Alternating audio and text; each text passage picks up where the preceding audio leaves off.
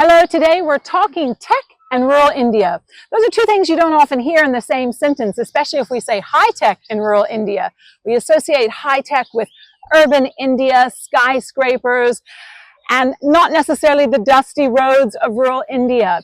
And that's partly because of low access to devices and hardware, but also connectivity issues, and of course, low literacy rates. But these are just small hurdles, according to my guest today, Swapnil Agarwal, who is the co-founder of Dhwani Rural Information Systems. And he and his company, organization, for 9 years have been working to bring access and resources to rural Indians using technology. And not just that, but to help collect data for the assessment of governments and NGOs that are bringing those services and resources to rural India. Do I have that right? Yes. Okay, now please tell me why a word in, I believe, Hindi that means tune or music and sound is the name of a rural tech company. Okay. So thanks, Lindy. Thanks for having me here. So basically, during our coursework at IRMA, Institute of Rural Management, I and my friend Sunandan, both of us were doing our internship in a non-profit called as Chirag, based out of Uttarakhand. And there we encountered a unique problem wherein there was a small cooperative of farmers who used to grow herbs, oregano, thyme, basil and everything. And there was a seller or group of sellers who used to come from Delhi or other parts of India to buy their produce. It was a small cooperative of close to 100 and 150 farmers.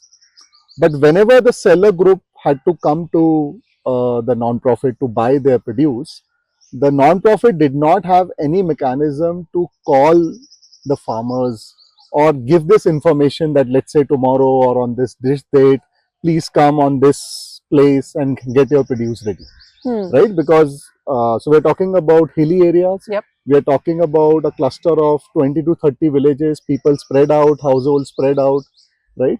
So that seemed to be an important problem to solve then. Okay. Because we were young graduates, had a tech background, had a rural management background.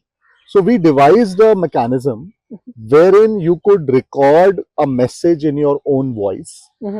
Okay. And that message goes as a voice call to all the farmers. Okay. So I'm talking about the year 2012. Okay.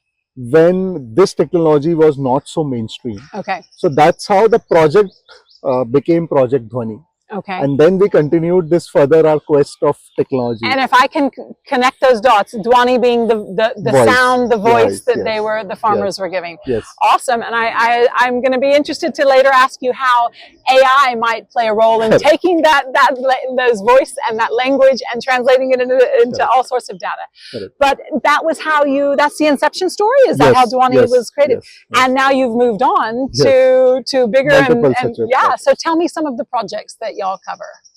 So I think our projects would cover a lot of length and breadth of social interventions. So if you see the social interventions which happen across the sector, would be in any domain, right? It would be in agriculture, it would be in water and sanitation, it could be in livelihoods, it could be in climate change, financial inclusion and everything. So as an organization, our mission or what we want to do largely is to support non-profits or in general this sector with technology. Okay. When we started, what we realized was that organizations in this sector, comparison to the mainstream sector, are unable to leverage technology. So if you see a non-profit who's working in, 50 villages spread across 5 states, the kind of access to the technology tools they have and a kind of a shop which is standalone in an urban area in a city, and they would have a POS, they would have some kind of a CRM and all of that. So the kind of data centralization, the data repository a non-profit maintains and the kind of something which is available to a mainstream organization is poles apart. So that is what we are trying to change, and that is what we feel that if we can get access to those technology platforms to the impact sector, and because of that, whatever they do, it helps them catalyze, it helps them bring more change, bring more efficiencies in their work, that will really solve the problem. So now coming to the projects, if you see, since technology is like a common core or is like a horizontal, So the kind of projects we have done, right from managing milk productivity in cattle to ensuring or managing the nutrition or stunting in adolescents, to working with farmers, to seeing the utility of toilets or the usage of toilets, it's completely widespread. Okay, so now let's just come back to some of these examples.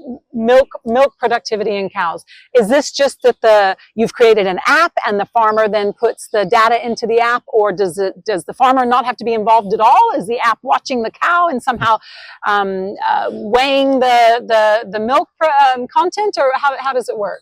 So specifically on this project, I think this is not so automated. I wish it could have been. Okay. And so I think the objective of this project was that if we are able to somehow analyze that what are the parameters which helps in the productivity of milk from a cow or a buffalo, Okay. right? So if we are able to measure all of those vitals of a cattle, right, their heat cycles and everything, and based on whatever data we generate, if we give them result oriented decisions to the farmer, that this is the time you should do this, this is the time you should do this, so it helps in the productivity. But who's inputting that data? So in this case, it started with field agents, okay, who were helping the farmers, who were literate, who understood technology. And but with time, the project graduated, and it was a win for the project. It graduated that the farmers adopted that app or the technology because they saw value in it. Awesome. Okay. So, okay. So your app helped them along their journey of technical development as well. Okay.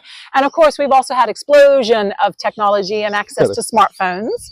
How much has that changed the work that you're doing? That now the farmer herself can actually have that device and input data. Has that changed everything for you? Yeah. So I think these are the major two levers which have helped this entire digitization. I mean, people move up the digitization value chain, right? I think one is accessibility and affordability of smartphones. They're becoming cheaper, they're becoming easier to get and all of that. And second is the internet availability, 5G or 4G in India, right? So I think this has really helped. We started our organization formally in 2014. Okay. And there we have seen people struggling with feature phones or small phones and all of that, right? Why we started this voice call project? Because people didn't understand SMSs. Oh, okay. And even if they understand SMSs, that time the phones didn't support multilingual text. Okay. Right? If you send an SMS in English, people won't read it or not unable to read it or understand it, right? So I think this, again, obviously the smartphone and the internet accessibility has really helped people to become digitally literate. Okay. Right? Interesting. And I mean, the entry barriers have come significantly reduced, and people have come in and they started using apps for everything.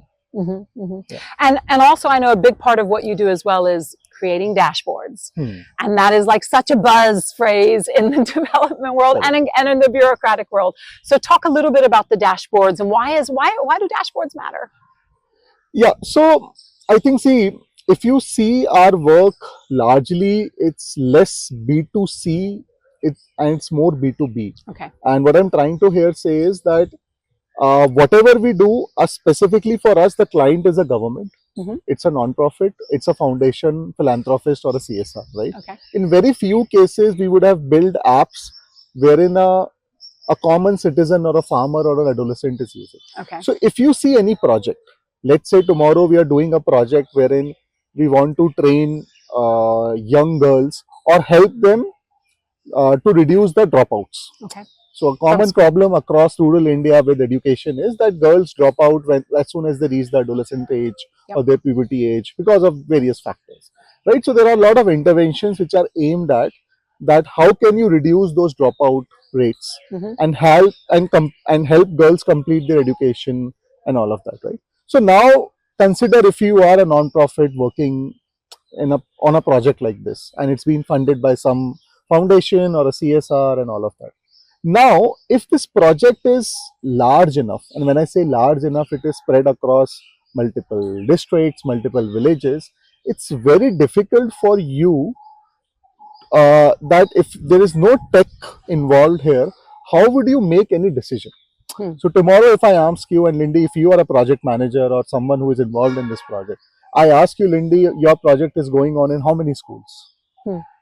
Right? 2 months back, what was the enrollment ratio? How many girls were going in?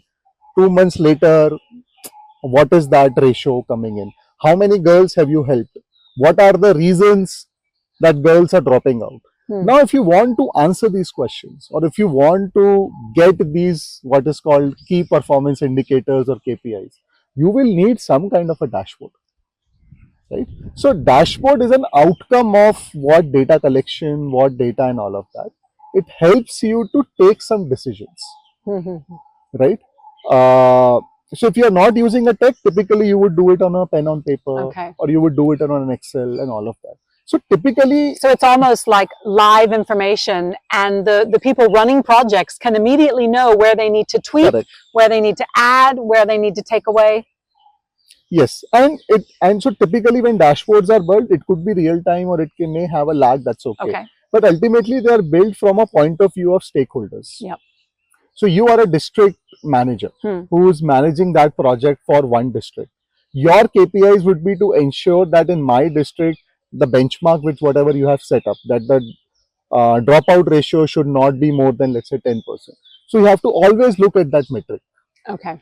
You are managing a team of 10 field workers who are going to different schools. Now you have to ensure that the field workers are doing their work. So you want to see Swapnil is doing what, how many schools did he or she go to, how many schools are cooperating, how many schools are not cooperating, what are the reasons girls are dropping out. So in that way, a dashboard, I mean, we call it a very loose term, but it's basically a collection of indicators which you want to analyze. And again, what I am loving about this is we don't think of that kind of care and attention being given to rural India. Correct. That kind of technology, that kind of cutting edge data processing being given to small villages that are often forgotten. Correct. So that is what, that is what I was trying to say, that when I was saying that if you say mainstream businesses, so today if you see you are running a franchise of a car sales company, right? You will have some kind of a CRM. Right. Where it will give you a slice and dice of what kind of people you should target to, how many walk-ins you had, how many you were able to convert and all. Or you are running anything, you will have some kind of a data platform. But when we are doing something in the social projects and all of that, it becomes much more important because the accountability is different. Right. And I suppose that this data helps then make policy decisions and informs the directions that initiatives will go to. Take a minute or two to give me some of the biggest triumphs that you've had in the almost 10 years of working in this area. Moments where you're like, yes, that worked. Yeah, so I think largely our work or our triumph is when our clients, non-profits whom we work with, foundations whom we work with, their objectives are met, right? So the biggest win in most cases for social projects is that it gets adopted by the government or it becomes mainstream. Okay. Right? Because as non-profits, as organizations in the sector, we will not be able to do a lot or cover the entire ground because of the limitation of resources.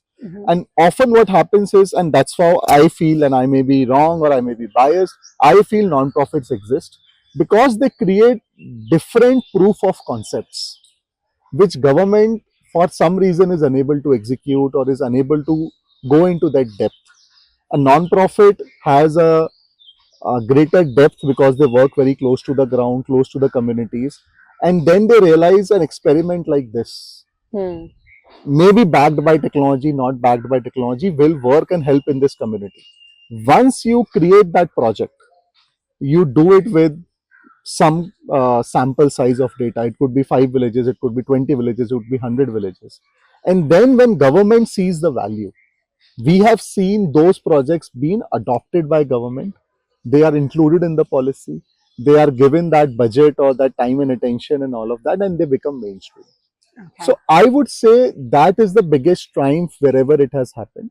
And I think I can take some names of projects. But I think largely if you see wherever those projects have become mainstream and have been adopted by the government, there we see a lot of value. That is one. Second, if the community has adopted it.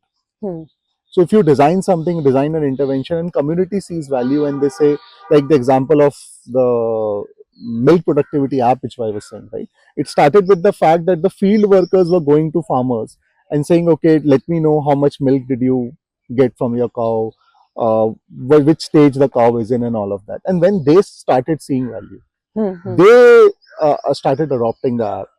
And I think that is the biggest triumph in those cases. Nice. But I'm just curious for a second about you.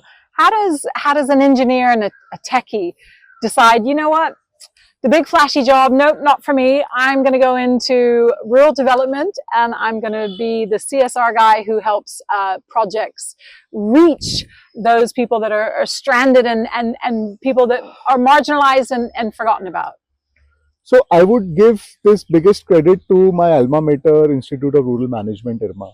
So IRMA gave us an exposure, and when I say, uh, I am there, and my partner Sunandan, my partner in crime for this organization, Sunandan, both of us met at IRMA. Okay. And both of us had a technology background before IRMA. We worked with various places on tech. So IRMA gave us a larger exposure to the rural sector or the social sector in general.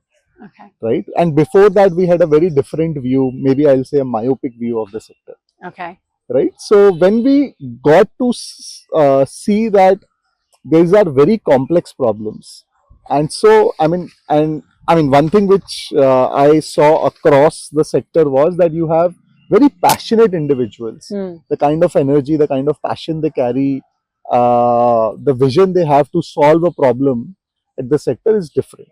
Right? So I think that was something which moved us. And because we were technology guys then, we started looking everything from a technology lens. And this sector needed, and today also, I would say there is a disproportionate leverage to this sector in terms of tech. They don't get the demand and attention the technology gets here and the mainstream sector. Right? So that seemed like an interesting problem to solve. So that's how we jumped in. And I think here we are with no regrets, completely enjoying our journey. And there's so much to be done. And we have just scratched the surface. And you're just launching a new venture. Yes. So tell us a little bit about that. So Foundation of Inclusive Technologies, which we called as FIT, is basically a partnership between us and our long-standing non-profit friends and partners, TRI. So we have been working with TRI for 6 to 7 years now, I believe. And our partnership have been largely wherein TRI, because for the awesome or the exciting work they do, they're very close to the communities. They're very close to the government ecosystem. So they really understand what the problem on the ground is, right? And we are always very far away from the fact what is the problem, right? So they had always given us that this is the problem. And together we have always brainstormed that if a technology, software and an application, how it can help, how it can augment to solve that problem.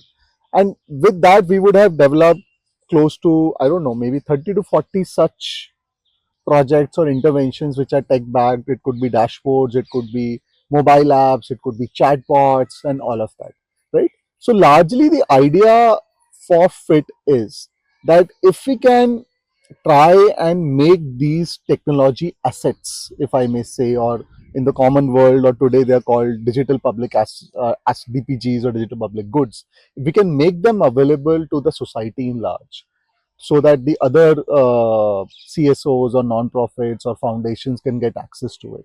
And whatever our experience we can contribute, and they can take it up and they can use it in their ecosystems and see how they are benefiting them. So that's largely the idea, that how can we, whatever we have developed as technology solutions or interventions, if they can see the scale, what they can with others people who can build it, and we can still, if other people involved, we can still provide the tech know-how or the tech backing and all of that. Because that's fundamental to TRI's belief. Correct. You can help one village and it's all very good, but it's really just a drop in a massive bucket. If you can't scale up, then there's no point. And you're basically saying, we've done it, we've created the tech, we've got it here, and now we're going to give it away and help everybody else use it and access it to scale up. Correct. Wonderful. Correct. We are hearing so much right now about AI, AI. And again, it's something that people don't often think about in terms of rural India. And yet there's a lot of really interesting things because it can help create some jobs that would have had to, you would have had to have migration in order to do, but now you can be located in a village to do jobs. And B, it could actually transform rural India in terms of skills developments as well. What are we missing? How do you see AI playing out in rural India? Is it a force for good or should we be scared of it like we are everywhere else? So I won't say scare. We should be scared because see, every technology will have its whatever both sides and pros and cons. So I'm okay if there is something which AI does. I won't say bad, but if there's something which people can get scared of, that's okay. But I see a lot more benefits which will eventually help people move up the digital value chain, as I was saying, right? So the first and the foremost use case which we have seen and obviously started applying, and because of AI which has changed, is we have always struggled in India as a nation because of its diversity, the multilingual part, right? And literacy levels being low, right? So people still in rural areas, there are large amount, I mean, I'm not getting into percentages, but still a lot of people who are unable to read and write, right? So AI is really changing that game because now everything is enabled by voice. So in whatever voice, in whatever accent you say, now the device or now the technology understands. Right. And that has all happened because of this advent of AI. Right? So Bhashini by government is a very good example here, and we have started implementing Bhashini as a technology in all our apps and everything, where now you can speak in any language. Okay. So again, going back to the same example of a farmer, right? A farmer, let's say in a southern state in Tamil Nadu, who speaks a very different accent of Tamil. Right. And if we give them an interface, which may be in Tamil, but still the person doesn't understand Tamil, can't read Tamil. But now because of AI, this entire platform can be built on a voice note, right? So the platform can greet the farmer in voice, the farmer can respond in voice, and all of that can happen. Interesting. Correct. So I think that's the first and the foremost important use case, which I see, the multilingual use case, which AI is solving for, and that's the biggest thing which we have seen people are adopting it. Interesting. Okay. Lastly, tell me what other trends are on the horizon, either projects or trends that are happening. How are we seeing tech evolve in rural India and as a way of helping rural India develop? Okay, so I will try and give this answer from various lenses. Okay. So one is, I think the time when we started, and I was saying in the year 2012 and 13, people were scared of tech. People were intimidated by technology. They had some kind of a notion in their minds or some kind of a thought that yes, technology will help us, but they weren't sure of how we could adopt it. True. I think 10 years now, I think this has changed. People understand that I will not be able to scale if I don't use a tech now. So technology has become very mainstream, right? It is no more an afterthought. Earlier it was an afterthought. So today we get a lot of calls from non-profits who are just starting their project, and then they say, hey, I am starting this project in, let's say, water and sanitation, and I know if I don't start using tech now, I'll not be able to scale. Earlier our conversations were that, hey, I have been running this project for 4 years. I'm doing it in Excel sheets, but now I'm going bonkers. Can you help us now? Right. So what I'm trying to say is that the acceptability of technology, people trying to understand that without tech we will not be able to scale, and it is important, has completely changed. So I think I'm not saying that it's a good win for us as an organization, but it's an important win for this entire ecosystem, because if they have some kind of a tech there, data centralization becomes very important, right? So if data is there, you can do that analysis, you can do that dashboarding and all of that, which will really help you in improving that program in general. Mhm. Right, so that I feel is completely changing. That's Mhm. one. Second is, I think technology will become very so still today also you see people see I mean the world is divided into tech people and non-tech people, Yes, I agree. right? So I think that's going to change completely, Okay. right? So there will be no more like tech people and non-tech people. Okay. Right, it will, everyone, tech will become something like basic building blocks, Mhm. right? And because with the advent of AI, GPT and everything, tomorrow if a non-tech person wants to develop a algorithm or a program or everything, would be able to do on its own, Interesting.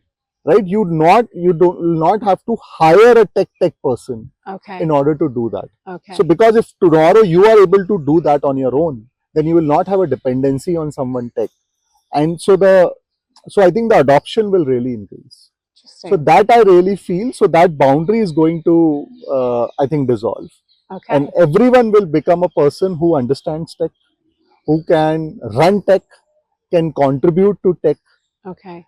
with a, I think a benefit which we see a largest in the society, that tech is going to help us in multiple ways. That I feel. Okay.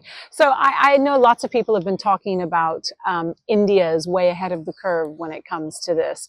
Do you think that's true? Are there many other Western developed countries that don't have the same sort of digital infrastructure and its depth that India has, or is that hyperbole? So I don't want to comment on the fact that Western India, I mean, sorry, the Western countries maybe are, I mean, India is much more ahead in the curve. So I feel that there would be areas in tech where Western countries are much ahead of the Okay. curve, where we may lack, or there are areas where we may are advancing. But I think the kind of thought, the kind of whatever energies India as a nation, and when I say India as a nation, I will say governments, I will say startups or organizations, I will say the civil sector, and everyone is putting in, placing India ahead of the curve is very high. Right. So I I know mean, for the impetus to do that. yes, in the impetus to do that, and because of that, the results we are seeing. There are Okay. so many startups which are contributing the mainstream tech. Now, if you talk about examples, I know something like a UPI in India, which is a game changer, right? And and again, there could be countries in the West which have not been able to adopt UPI, but India is again ahead of the curve. During COVID, we had seen the CoWIN application which we had developed, the digitized and tokenized application where you could get your digital certificates and all of that. People were telling me in the US you got hand printed or stamped certificates, but in India you got digital certificates. Right. So maybe there are areas where India is ahead of the curve, but I think what I see definitely is because of that impetus as an ecosystem, India is contributing, that they want to remain ahead of the curve in tech. I feel in years to come, India will be ahead of its curve in technology, intervention, and everything. That's what I'm getting at, technology intervention in terms of using tech Correct. in helping development and creating interventions. Correct. Okay. This has been really interesting. Thank you so much, Swapnil. Thank you for watching and for listening. And I hope that you will also share and continue with our Development Design Digest series, and we will bring you more in a few weeks. Thank you. Thanks a lot. Thank you. Thank you. Thank you. Take care.